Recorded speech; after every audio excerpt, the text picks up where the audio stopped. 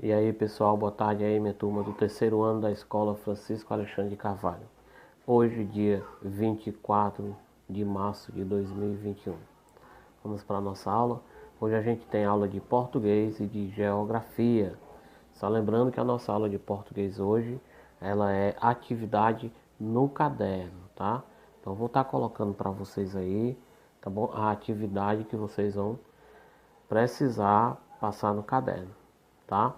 Eu coloco no grupo a atividade, você vai copiar no seu caderno e tentar resolver.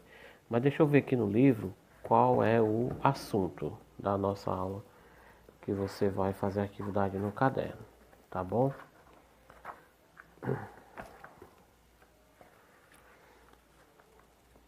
Pronto. O nosso assunto é o mesmo da aula anterior, tá? Sílaba tônica.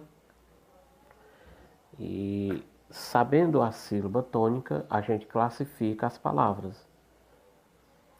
Quando a sílaba tônica é a última sílaba na palavra, a gente classifica ela como uma palavra oxítona. Quando a sílaba tônica é a penúltima sílaba na palavra, a gente classifica ela como paroxítona. E quando a sílaba tônica é a antepenúltima, a gente classifica ela como proparoxítona. Então, de acordo com a sílaba tônica na palavra, a gente classifica em três modalidades. Quais são elas? Oxítona, paroxítona e proparoxítona, tá? A última sílaba na palavra é aquela que vem no final da palavra. Então, se ela é a sílaba tônica, e o que é a sílaba tônica? Você sabe? Você ainda lembra? A gente viu na aula passada. O que é a sílaba tônica? Como a gente sabe qual é a sílaba tônica? Pela sua tonalidade na leitura, na pronúncia. Eu coloquei como exemplo na aula passada a palavra café. Café é uma palavra oxítona, paroxítona ou proparoxítona. Qual a sílaba tônica na palavra café? É a última, tio Hélio. Então, se é a última, a sílaba fé. Se é a última, então ela é oxítona. Entendido isso aí? E aí você vê as outras palavras. O livro naquele dia, naquela aula, o livro trouxe exemplos para nós, tá? Por exemplo, exemplo de palavras oxítona. Cartaz.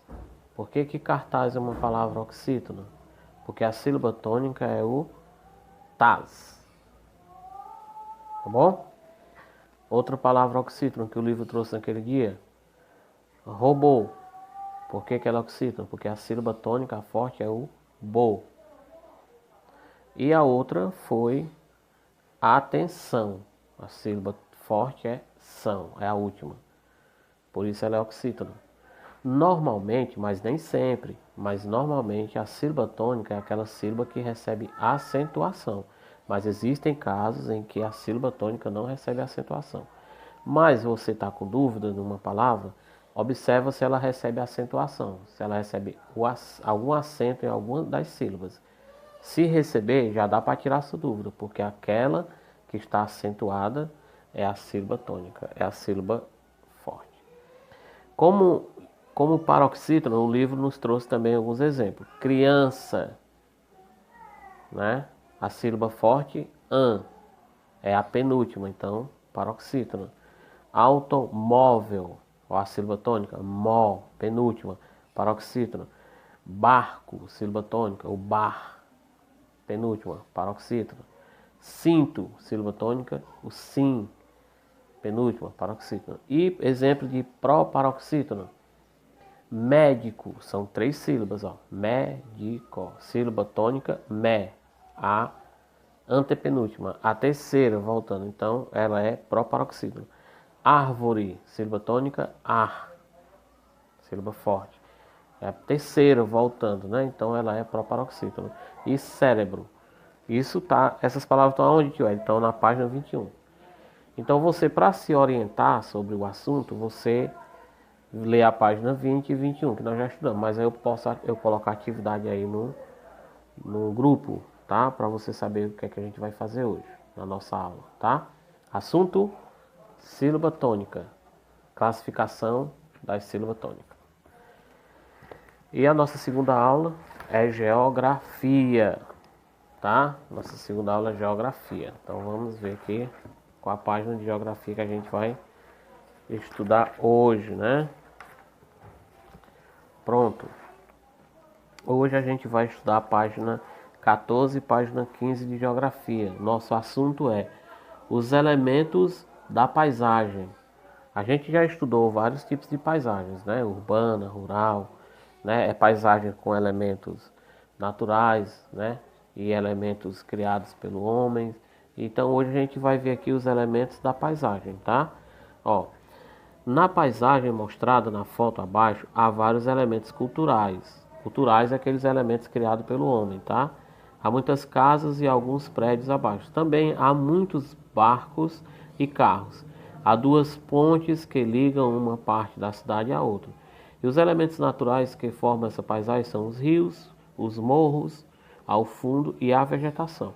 Então você observa a paisagem, lê esse conteúdo que eu acabei de ler, procura entender, tá?